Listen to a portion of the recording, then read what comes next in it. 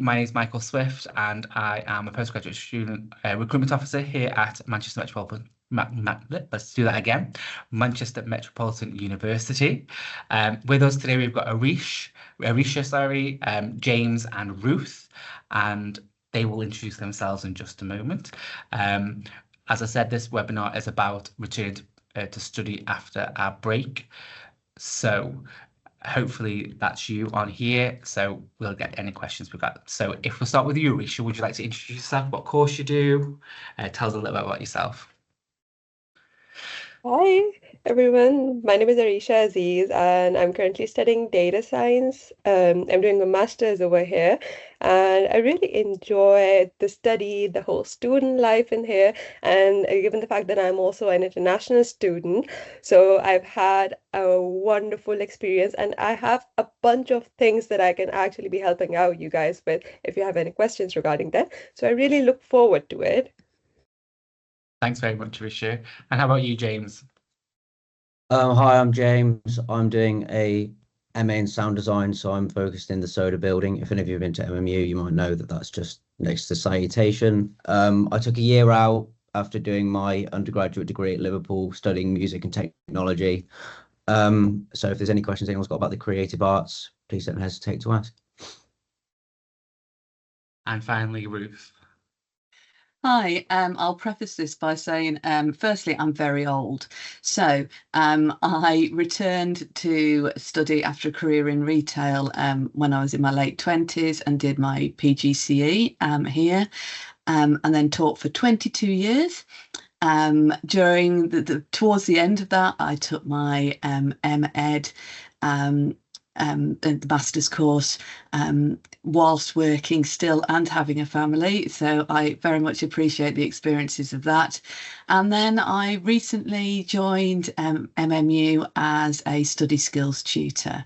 So we provide a large range of services to support you from the beginning of your time at MMU. And that's open to all students on all courses. So as well as workshops and webinars and skills videos that we have a great podcast, which is just a really good listen, as well as providing some good tips. We do feedback on writing, one-to-one appointments, lots of courses that might be relevant to postgraduate study, and lots of wider courses on things like time management, which again are really, really crucial when you're coming back into education. So quite a wide range of skills, and I'll hopefully have a chance to answer any questions about what we provide. But also if there's anything I can answer about my experiences, that would be great as well. That's great. Thank you so much for that, Ruth. I'm quite similar to Ruth in the way that I did my undergraduate course. I worked for a couple of years, and then I did my PGC as well, and then I taught for 14 years, and then I joined Manchester Met last year. But in the meantime, whilst I was teaching, I did a postgraduate diploma course for special educational needs, and currently I'm doing a part-time course as well, but online mainly. So we've all got a breadth of experience of either studying full-time, having a break. So if you do have any questions for us, please ask those in the Padlet. So just so we can kick this off, first of all, if I go to you, Arisha, how did you actually decide on your postgraduate course? What was the catalyst for you studying postgraduate study? Well, if I specifically talk about the data science course, then I already had my bachelor's in computer science, and then I started working. So I just have about a 1-year work experience, so which was more or less related to both data and software.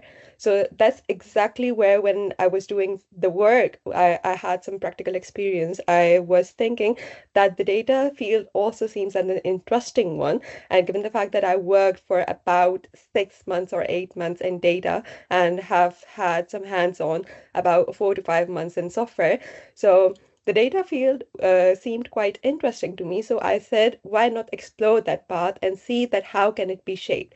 So The reason I chose Manchester Met specifically for data science was that the course, the subjects, I'd say specifically, were more aligned to my interest, especially if I talk about big data and I talk about the data science, advanced machine learning, and deep learning courses.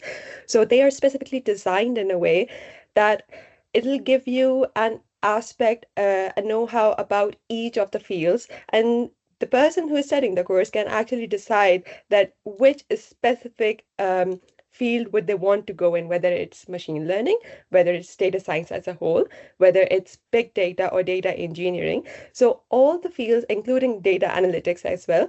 So all the small fields within the huge data science field is covered. So that's exactly what helped me to pave my path into this field specifically. Fantastic. So it was more of a career development for yourself. So you wasn't quite sure where to go with you in your career. So you thought, well, actually, this is what I'm more interested in. And then you found the course at Manchester Met covered everything that you needed. That's wonderful. Yeah. How about you, James? How did you pick your postgrad course? I know your path into coming into postgraduate was slightly different to Arisha's.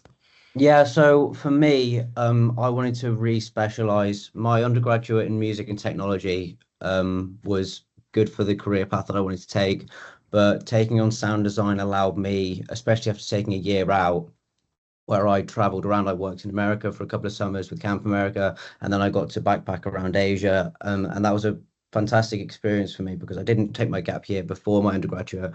I wanted to get out and explore a little bit, but it was quite clear that doing a postgraduate where I could network and be in the right environments was the right move for me. Especially because the creative arts as an industry is quite reliant on the contacts that you've made and who you've got in contact with and the projects you can get involved with.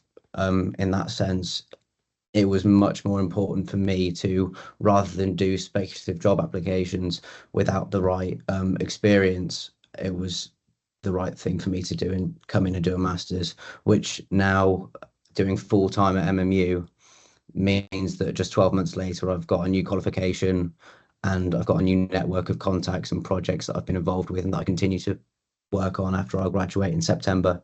So that was my thought, and MMU being full-time 1-year course allowed me to move to Manchester for a year and then see where I can go from there. Whereas a lot of other master's courses would be 2 years.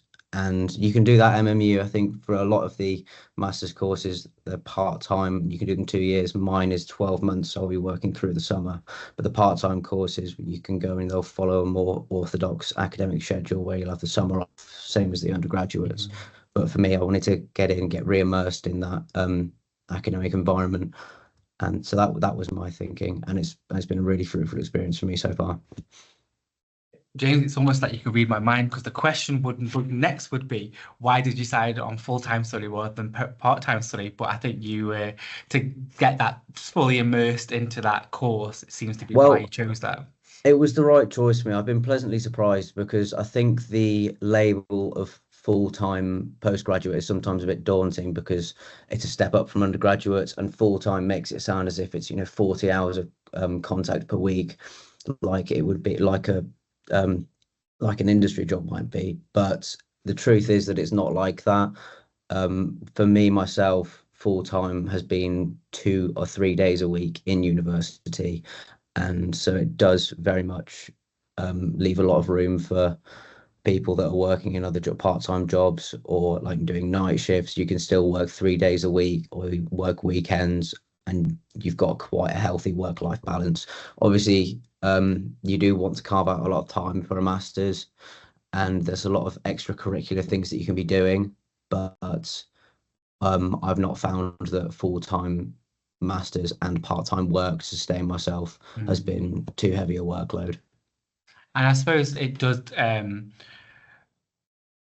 depend on what course you're actually doing. So I suppose if you're like, Ruth will say this, from my PGC, there was no way I could work because I was in 5 days a week. I was on placement 5 days a week. And then I know, like, if you do social work or nursing postgraduate course, you wouldn't be able to have that experience. But I have spoken to quite a few students that say they're in, say, 2 or 3 days a week, and then they have study time extra. So it does depend on the course whether that is doable or not. But I suppose those courses that are more professional do come with a bursary or funding that help you to support. So whereas some of the other courses, such as your MA design, MA sound design, wouldn't come with that funding. So swiftly moving on to that, from that, I know that, Ruth, that with your working in study skills, how would you talk about time management on the slide before? How could the university help a student that's returning with their time management, especially if they're going from either a full-time job to stopping that career completely and studying full-time, or continue to work and studying part-time? How would you support, how does the university support people with that type of I think decision? it definitely supports in two ways. One is via the relationship with your personal tutor, and that was something that I really value, particularly on the MEd that I did, because they then were aware of my circumstances. They knew about certain flexibilities they had on the course, for example, and they could give me a heads up about when the pinch points were going to be, and that two-way communication was really, really vital. So having that, keeping in touch with your personal tutor, which they will provide you that time, that was really, really valuable.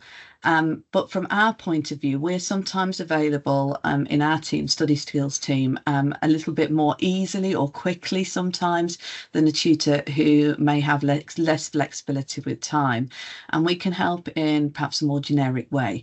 So there are things like we've got online courses that might be just 1 or 2 sessions, or a workshop that might be 1 session, or recorded video material that are all about helpful hints and tips, ways to go about managing your time. And some of those are specifically targeted at, for example, part-time or full-time study or at postgraduate level. If you feel that you'd like a bit more individual support, that's absolutely possible as well. You can book an appointment to sit down with one of our team, go through what your particular issues are, what you're facing, and we can sit there and help you make a plan and come up with some strategies that you might be able to use. So give you that one-to-one input. So that can be really quite useful as well, and we can do that in person or on Teams. So again, we find that students who are internationally based, who all have slightly different working hours, can access us, and also we're available during all year round. We don't break at all, so you can get hold of us perhaps when you might not be able to get hold of other people. So yeah, that support is definitely there. That's great. And talking about part-time, full-time study, I think from my point of view, if I'm working full-time now, but I'm also studying a part-time master's. Luckily, mine is online, so I don't have any face-to-face attendance, but it's still a case of, it's still expected that I have 1 or 2 lectures a week. I have so work to do. So coming from a teaching background, I'm quite often used to working on a Sunday, as Booth would say. So therefore, I have set hours that I dedicate to my course, and I try to stick to that as much as possible. And that's from learning from time management over time. And if you do need support with time management, as we said, the academic study skills support, they can sit down with you and plot out what you need to do, what your priorities for the week, and where you can fit that time management in. So that's a really good service that you could use. And I think now, looking back, if I did my PGC or back in the day, like, 10, 15 years ago now, I would definitely pick up on that, because that's something that I would need, that I've developed over so many years. But back when I was, a nip of a 25-year-old, I think I would need that that help to plan. And I think time management is super important. I know you said before, Ruth, I don't mind if I could pick this up with you. We've got a question about working and studying, Yeah. but also with children, having a family. How did you go about that? I know it's difficult anyway, but how was the experience for you?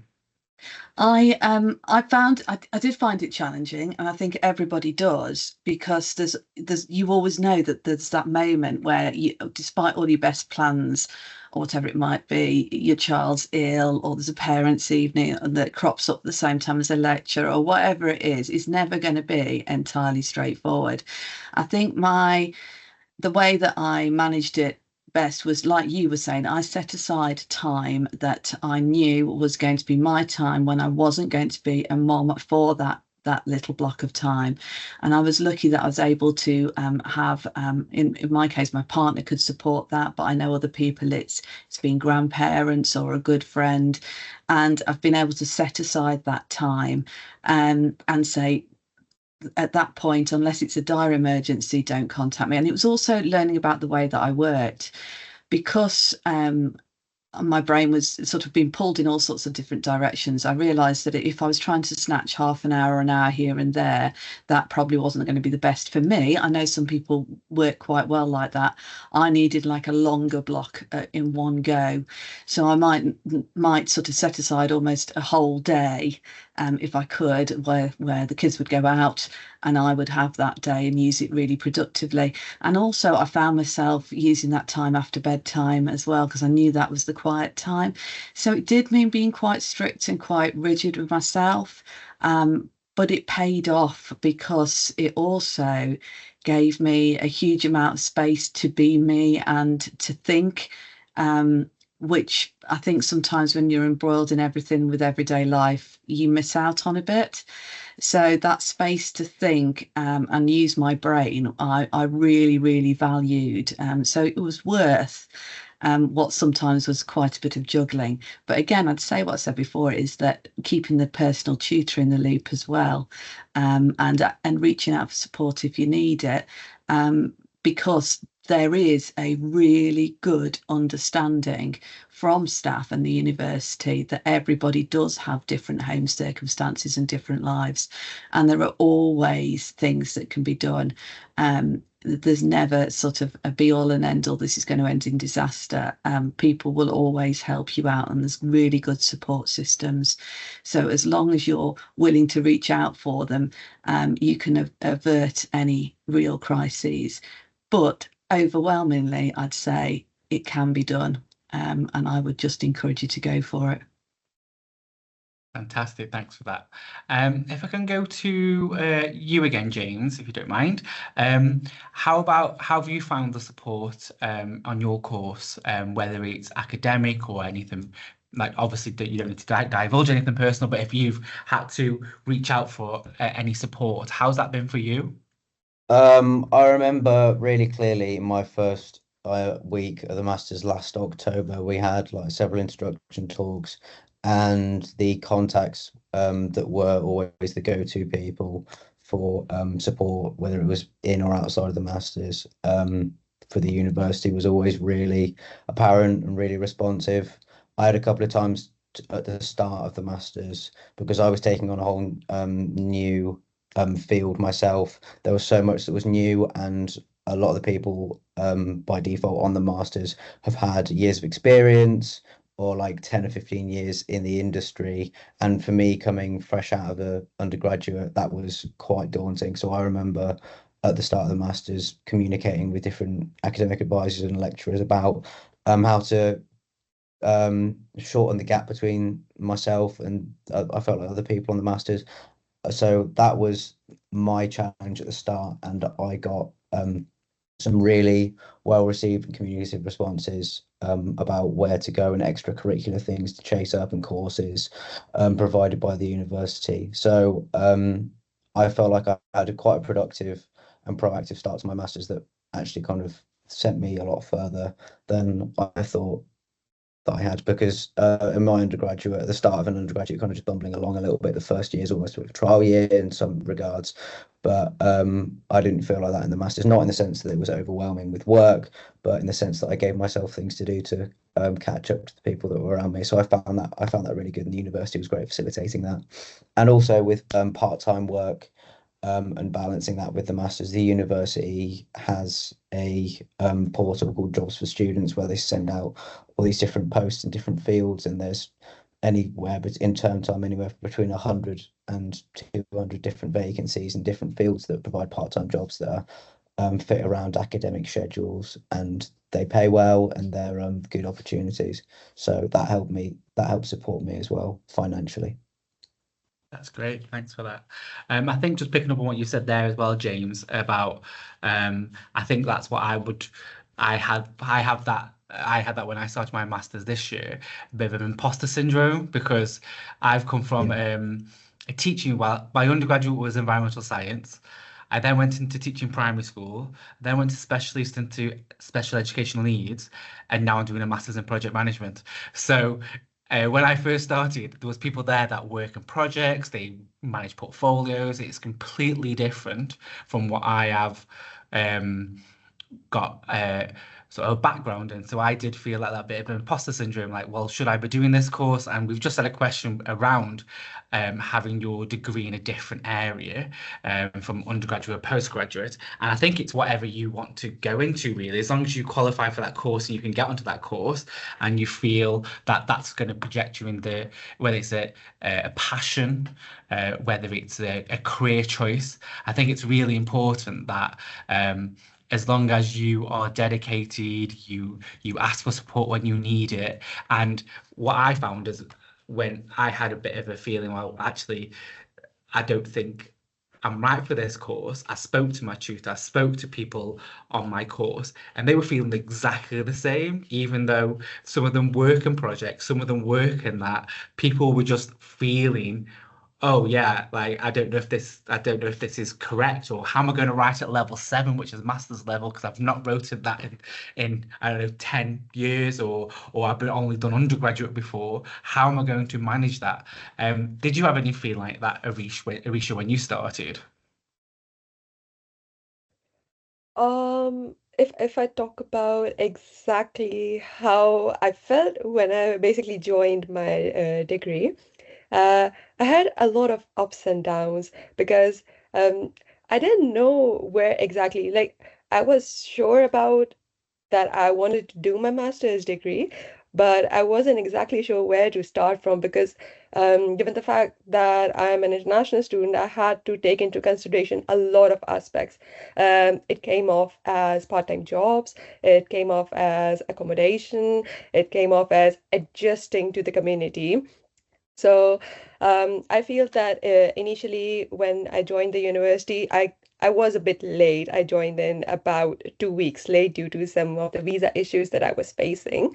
And just on a lighter note, telling that the university was there, and the whole process of whatever I was facing with the issues with visa. So that was a good point, because honestly, I would tell that I wouldn't have found that specific issue which was in my visa if it wasn't for the university, because I never noticed it. Uh, since I guess the university actually asks you to show them that you've received the visa, and then you can come abroad. So that's exactly when they helped me find out the issue, and told me how can it be solved, and it was done promptly. So since I was 2 weeks late on my course, I was very much stressed about that. Would I be able to match with other students? Would I be able to cope up? So what I did instantly was, the first class that I attended, the lecturer who was taking my lecture at that time, I just went to her and asked that I'm late on my course and I've missed about 2 weeks of classes on this course. So would I be able to make it up? And she calmed me down and just said me that no, it's nothing to be so much so much stressed about, because because everything was available on Moodle, and since I was new on Moodle, I didn't know how to use it. So she actually hooked me up with one of the persons who was a student themselves, and they actually told me how things work out over here, that everything, even the classes are recorded, and I could view the recording whenever I want to. And I was being given support at every step, whether it's academic support, whether it's searching for any of the part-time jobs. The jobs for student has always helped me. And Yeah, I think that I think exactly what James and Arisha are saying there is it's kind of reinforcing everything that Ruth just said about the academic support, the study skill support, and I think that support, whenever I spoke to any postgraduate students, that support that comes across, it permeates from them, because it seems that every time I speak to a postgraduate student that's had a problem or worried about something, there's always been that support. And I think that's really important what Arisha said, speaking up. And I know that can be a hard thing now and again if you're you know struggling with something. It can be hard to speak up about you need some extra time, or you need some support with writing or time management, any of those things. But speaking up about it, I think, is probably the most important advice you've just given there, Arisha. And again, from Ruth, everything that you've said around the support that we can give the students on this on the panel there are seem to be reaffirming what you're saying, which is lovely to hear about the support that your team are giving everybody who's studying here. Just to pick up a few more little things, we've had a question around, let me just find it, sorry, about access to the library, whether it's online or not. So we've had a question about an online course. The only difference between an in-person and an online course is that you can only meet your tutors online. You cannot meet them face to face. You can only meet them online, speak to them virtually, but you can access the library in person. You can any of the workspaces in person, or the facilities. You can join the union, join clubs, anything. If you're based in Manchester, that is, you can do that. And obviously you can access the library online anyway, because a lot of the resources are digitalized now.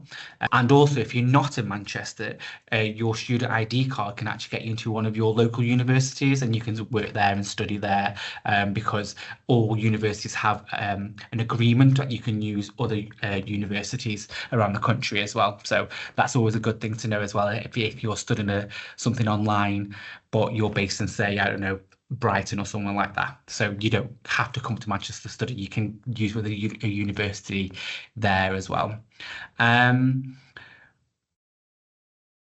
We've just had a question around other facilities and about the library. How does the access to the library work? I'm coming to you, Ruth, for that, if that's okay. So the question is actually, is the 24-hour access to facilities such as the library, especially for people that are working in the daytime, that might need to study in the evening? Definitely. I used the library a lot in the evenings on my course. It is available in person, physically, and I found it, because I lived quite locally, quite a useful space to work. There are significant changes with the library at the moment, because we're in the process of having a very brand new state-of-the-art building being put up for us, and we're just relocating a number of services. But I think what that's done is to really focus on how people are going to be able to access services in different spaces and at different times, and there's quite detailed new plans being put in place for that, which you can access via the library website. But I have to say that now the majority of students predominantly use the library as an electronic resource, an online resource. It's very straightforward to use, and it means that you can have instant access. What I would also say is they have a great chat function on there as well. So you can talk to a librarian if you want your specialist support in your area. Every area has a faculty liaison person in the library, and they are really expert on what you might need to find for your particular course. Because I think, as we all know, you can get caught up in a search that just goes on forever and ever. And sometimes it's just better to be able to talk to somebody to point you in the right direction with that. And that's possible out of hours as well via email and chat communication. Whereas physically, if you wanted to go into the library, they would be sort of normal office hours to see them with that.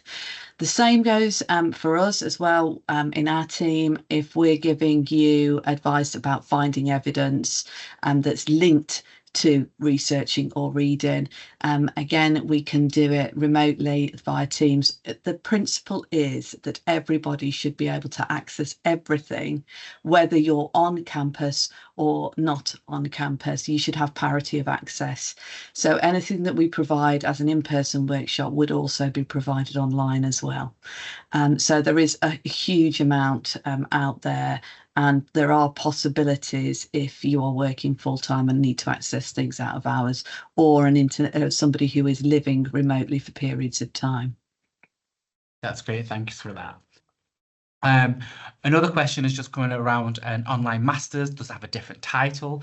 Well, no, because the only difference is the way you studied it. You studied it, whether you studied it online or whether you studied part-time or full-time. It's still a master's course. It's still a postgraduate course, and it's judged exactly the same level at level 7 as anybody else who's studying the course.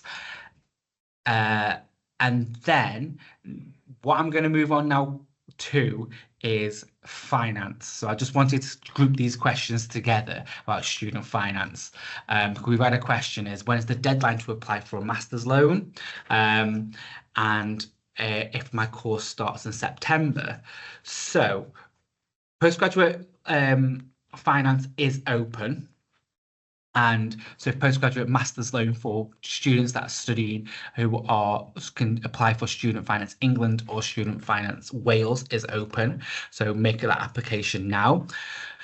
Now, we do have a finance webinar that's already recorded that is on our website that you can access, but you can actually apply for Student Finance after 9 months after you start for that course. If you are applying for Student Finance to start in September, I would get the application in now, especially if you need it to pay your fees, for instance. But make that clear. But if you do have any questions around that, please watch our webinar about postgraduate funding, because it is really interesting, especially if you have scholarships or bursaries available. There's alumni discount, which is if you've studied your course here at Manchester Metropolitan, you get 25% off, 20% off some courses. And I can see that Ruth's got her hand up. I think she wants to go in, so go for it, Ruth.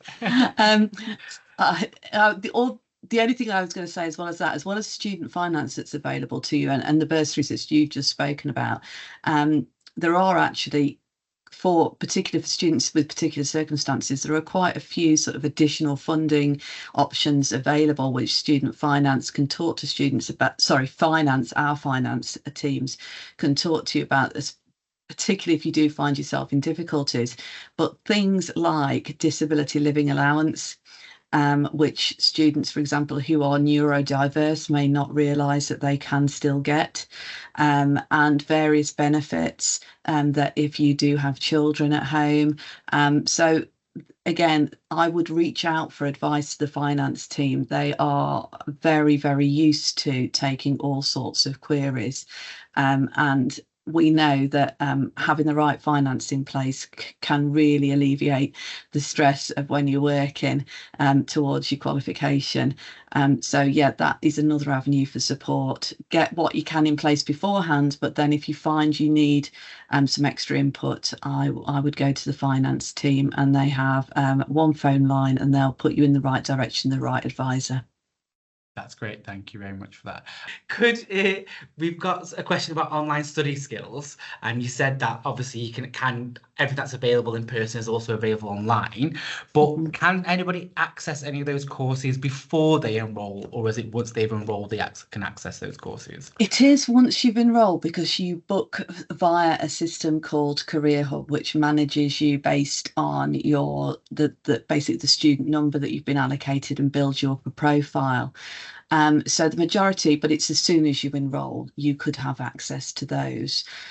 So yeah, unfortunately not beforehand. However, there's a few caveats there. The Critical Thought podcast, which runs in two different ways, that runs sort of just on tips for academic writing is the short ones, but the longer ones are a sort of wider interest, people talking about all sorts of topics in all sorts of subject areas, just really modelling how you might think critically about them, and they're really, you know, stimulating, interesting topics that they're from. Those can be accessed by anybody at all. They're completely open access. And the other thing I would look at is the RISE section. That's RISE. They have a number of courses that you can access at your own pace when you want to, and you don't have to enroll in the same way. You do still enroll if you want a certificate in something, but there are options to pick up some information and some course material through the RISE website as well. So if you go onto the university webpage and search RISE, you will get something there. But otherwise, yep, it's pretty much for if joining a full course, you would be enrolled first. That's great. And I think if you are, well, I know if you are completely unconditional firm, so you've got your offer, you're unconditional, you met all the requirements of your offer, you can actually enroll in August. So it's up to 4 weeks before your course starts, so you can start prepping for those online courses then. So you can actually enroll at some point in August. You will get some welcome information out in August when you can enroll. But going back to what you just said, Ruth, about RISE, I saw James nodding his head, and speaking to him the other day, he did mention that he's done some RISE courses. So I'm going to go over to you, James. And so how did you do some RISE courses, and how did you find them? I've done one or two, not to do with enrolling in the postgraduate. Actually, it's the ones that I've been involved with were to do with just receiving qualifications when it comes to using different softwares. And there's also some RISE courses available for people that are looking to start seeking funding for PhDs after they finish their postgraduate degrees. And that's the boat that I'm finding myself in. So RISE has been really useful when it comes to seeking additional qualifications alongside your degree and just gaining extra knowledge and skills in adjacent fields. So yeah, but they've been really useful. It's promoted a lot by the university, as is LinkedIn Learning, which is free, that you get alongside being an MMU student. So yeah, I've been trying to make the most out of that because it's a free resource that I'm not going to have available to me for much longer. So that's been very useful for me. I spoke to a student a few weeks ago who has got so many RISE points that he's got some credits that can go towards some things, and I think it's an amazing thing that the university's got. For instance, I've managed to do a few professional courses through there as well as I'm studying. So I think it's a fantastic resource. And then again, we've had a question around study spaces, and are there 24-hour study spaces? And that's the library. Could you just, Ruth, could you just appreciate what you said around 24-hour study spaces, especially around the libraries? I've got to be honest on that one. I think it may be changing at the moment because of the shifting in buildings. Yeah. So I would check the library website for opening hours, because they will keep it up to date. In the past, yes, it has been, and that as a physical building. And there certainly are areas around campus as well where it is possible to study at other times, not just the library. In certain faculties, they have their own study spaces as well. But again, it would be something to definitely look up the hours at the moment. The aim is to make everything as available as it possibly can be. And just on that note, things like campus security is really, really active. Yeah. There's something called safe zones. So if you do find yourself on campus of an evening when not many people are, there are ways to get in touch with people very, very quickly, to let them know where you're working, for example, if you just feel more secure with somebody knowing that you're working there on your own. So there is an acknowledgement that these spaces and facilities have to be available. But yeah, I would check the opening hours very specifically before coming onto campus. Yeah, definitely. I think that Safe Zone app is really good because it's got all every, and it's got lots of things on there. So I definitely recommend you downloading that app once you enroll here at Manchester Metropolitan University. It's got all the access you need there. Just picking up on what Ruth said as well, one of my colleagues has posted in the paddle around SCONAL access, and that's the access that you get to other universities. So you can actually access some of the other universities within Manchester, their library and library spaces, in case some of our facilities are not open 24 hours. You could contact those and use the SCONAL access there as well. So if you go to that website, SCONAL Access, which is on our Padlet, you could have a look there and see what's available there. We've got somebody is for you, Ruth, just around your masters. So someone said that it's quite daunting because they're 45 and they are going back to education. How did it feel for you going back? I also definitely had that daunting feeling and that imposter syndrome that I think we've all, recognise. And I think what was the real benefit for me was finding out actually that I certainly wasn't the only one in that situation. Because I think it's the case that a lot of people have been in work previously before they take on a master's course, particularly if it is linked to a vocational area at all. So there were a lot of people, who were mature students on the course, who were all willing to share their experiences. And I think perhaps some of the networking was one of the most valuable things about being on the course, full stop, because I met a whole group of like-minded, really interesting people that I could spend time with and talk to. And that settled me, I think, after a while, definitely, to realise that we were all pretty much in the same boat. And also, I think to recognise that when you're coming in as somebody a bit more mature, you also have a lot of other skills, that you've got all that life experience, and sometimes you can find yourself feeling a little bit ahead of the game at times, because you have got a few more strategies sometimes than other students. So there are pros and cons to coming in a bit later, but I think it certainly gave me a really fresh outlook on my career, what I was doing, broadened out my vision a little bit. So yeah, at 45, it's not. Okay. Yeah, you will be absolutely fine and absolutely love it, I'm sure. Yeah, no, I agree. So, and finally, what I want to do is just really want to thank you, thank Ruth, Arisha, and James for coming today. Your experience and your knowledge we couldn't do this without you. So please, I just want to say thank you very much for coming today, and you help a lot of students just by being here